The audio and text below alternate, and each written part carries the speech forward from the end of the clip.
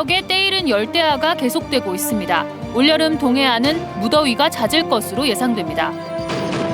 거리두기 해제와 실외 마스크 착용 완화로 5월 도내 관광객이 10% 이상 증가했습니다. 특히 정선군 관광객이 많이 늘었습니다. 동해항의 수출 품목과 교역 국가가 다변화되면서 1분기에 역대 최고 실적을 달성했습니다. 강원도지사직 인수위가 알펜시아 헐값 매각과 레고랜드 불공정 계약 등 의혹을 제기해 대대적인 조사가 예상됩니다. 안녕하십니까. 뉴스데스크 강원입니다. 강릉 지역에 나흘째 6월 열대야가 이어지고 있습니다.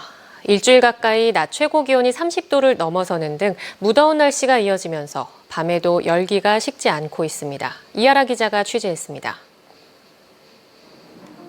올해 91살인 최규혁 할머니는 벌써부터 7, 8월 더위가 걱정입니다. 지금은 부채와 선풍기로 더위를 식히고 있지만 본격적인 폭염이 시작되면 에어컨을 틀어야 하는데 전기세도 만만치 않기 때문입니다. 덥다 하는데 그때는 뭐 무섭더라도 방충망 문 열어놓고 놓고 자야 좋다나. 그래도 이제 에어컨 틀든지 해야지. 전기세가 뭐 또 오른다 하는데 전기세가 더 많이 나오겠죠. 푹푹 찌는 날씨에 야외에서 버스를 기다리는 시민들은 시원하게 물 한 개를 뿜어주는 증발 냉방장치 아래에서 더위를 식힙니다. 더위가 빨리 와서 조금 당황스럽긴 한데요. 많이 좀 불편하긴 해요. 근데 뭐 그런 대로 이겨내는 수밖에 방법이 없죠. 모터보트를 타고 시원하게 바다를 가르는 사람들, 튜브를 타고 물놀이를 즐기는 가족 단위 나들이객의 모습도 어렵지 않게 만날 수 있습니다. 소나기성 장마로 흐린 날씨지만 해변에는 더위를 피해 나온 관광객들의 발길이 이어지고 있습니다. 높은 기온에 높은 습도까지 겹치면서 불쾌지수를 높이고 있습니다. 밤사이 최저기온이 30.7도로 나타나면서 관측 이래 가장 더운 6월 밤으로 기록되는 등 열대야도 이어지고 있습니다.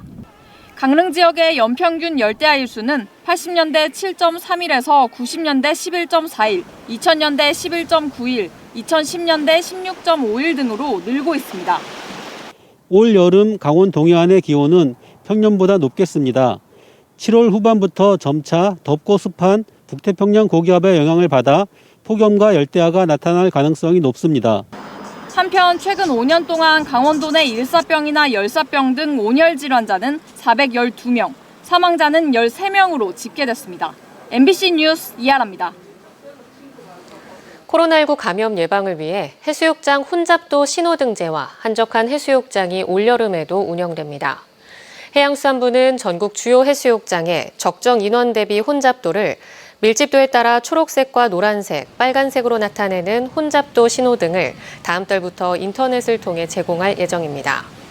또 관광객 분산을 위해 고성 가진과 무남 1위, 마차진 등 도내 14곳을 포함한 전국 50개 해수욕장을 한적한 해수욕장으로 선정해 방문을 유도할 계획입니다. 거리두기 해제와 실외 마스크 착용 완화로 5월 강원도 관광객이 10% 이상 늘었습니다. 강원도 관광재단이 발표한 빅데이터 기반 강원 관광 동향 분석을 보면 5월 강원도 방문 관광객은 1,318만여 명으로 전월 대비 13%, 전년 대비 17% 증가해 전국 평균을 웃돌았습니다. 시군별로는 정선군이 전월 대비 36% 늘어 가장 많이 증가했는데 하이원 리조트 76%, 아리랑 시장 67% 등 높은 증가세를 보였습니다. 또 강릉 중앙시장은 전월 대비 90%의 방문객이 증가했고 특히 20, 30대 젊은 관광객 비중이 30%를 넘었습니다. 도내에서 유일한 국가관리 무역항인 동해항의 지난 1분기 수출액이 역대 최고액을 기록했습니다. 컨테이너 물동량이 늘어나고 수출 품목과 교역 국가도 다변화되고 있습니다. 배현한 기자가 보도합니다. 컨테이너 화물을 배에서 내리고 이를 옮기는 작업이 한창입니다. 한날 카페리오도 출항 준비로 분주합니다. 동해항의 물동량이 늘어나며 무역항이 크게 활기를 띠고 있습니다. 동해항을 통한 올해 1분기 수출액이 사상 처음으로 2억 달러를 넘었습니다. 올해 1분기 수출액은 2억 678만 달러로 이전 분기당 최고치였던 지난 2013년 1억 4,600만 달러를 크게 앞질렀습니다. 연간 수출액 최고치가 지난 2014년에 기록한 6억 6만 달러인데 지금처럼 수출 신장세가 지속될 경우 올해 수출 실적은 이를 뛰어넘을 것으로 예상됩니다. 컨테이너 물동량도 지난 2020년 600TEU에서 지난해 11,939TEU로 늘었고 증가세를 이어가고 있습니다. 동해안을 통한 수출액이 크게 늘어나고 있는 가운데 수출입 품목과 교역 효과가 다변화되고 있어 향후 전망을 밝게 하고 있습니다. 이전에는 시멘트와 학군철 등이 주요 수출 품목의 90%를 차지했지만 지난해에는 전선이 전체의 34%를 차지했고 수송 기계와 화장품 등으로 다양해졌습니다. 교역 대상 국가도 기존에 미국과 중국 위주에서 벗어나 러시아와 대만, 네덜란드, 호주 등으로 점차 확대되고 있습니다. 이와 함께 최근에는 동해에서 생산한 해저 케이블을 직접 싣고 해외 현장에 설치가 가능한 포설선도 동해안에서 취항했습니다. 동해안 배후 산업이 굉장히 지금 경기가 좋습니다. 특히 해저 케이블을 중심으로 한 전선유 그리고 합금철 이 두 가지 품목이 전년 대비 2배 이상의 지금 수출을 기록하고 있는 게 굉장히 이제 큰 요소로 작용을 하고 있고요. 또 하나가 러시아 항로가 유지되고 있다는 게 현재 동해안 러시아 항로에 여객 운항을 재개해 줄 것을 요구하는 여론이 높아지고 있어 여객이 재개될 경우 동해안이 더욱 활기를 띨 것으로 예상됩니다. MBC 뉴스 배현환입니다. 강원도지사직 인수위원회가 알펜시아 매각과 레고랜드 유치 과정에 대해 여러 의혹을 제기했습니다. 인수위는 헐값 매각과 불공정 계약이라며 새 도정 출범 이후 사실관계 규명과 적절한 조치를 촉구했습니다. 강화길 기자가 보도합니다.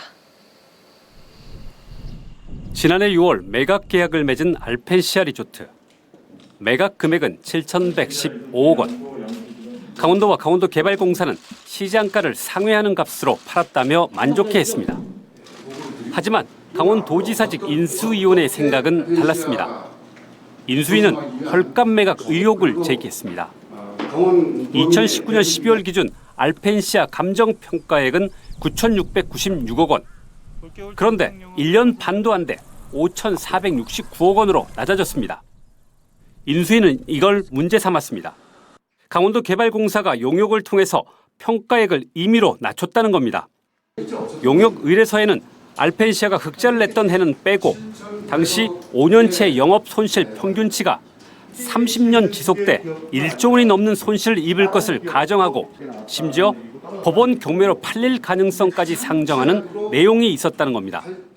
알펜시아의 경제성 및 자산 가치를 의도적으로 크게 저평가시키지 않았는가 하는 의혹을 갖게 합니다. 이에 대해 강원도개발공사는 수긍할 수 없지만 특별한 입장을 낼 수 있는 처지도 아니라는 반응을 보였습니다. 춘천 레고랜드 유치 과정도 문제 삼았습니다. 한마디로 유례를 찾아볼 수 없고 납득할 수 없는 전대미문의 조건으로 계약했다고 성토했습니다.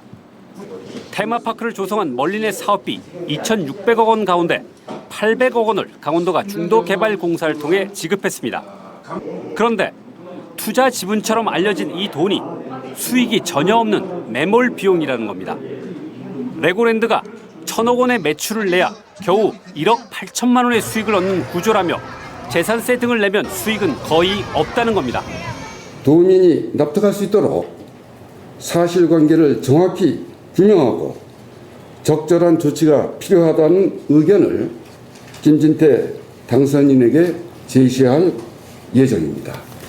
7월 새로운 강원도정 출범 이후 알펜시아 매각과 레고랜드 건설 과정 전반에 대한 대대적인 조사가 예상됩니다. MBC 뉴스 강화길입니다.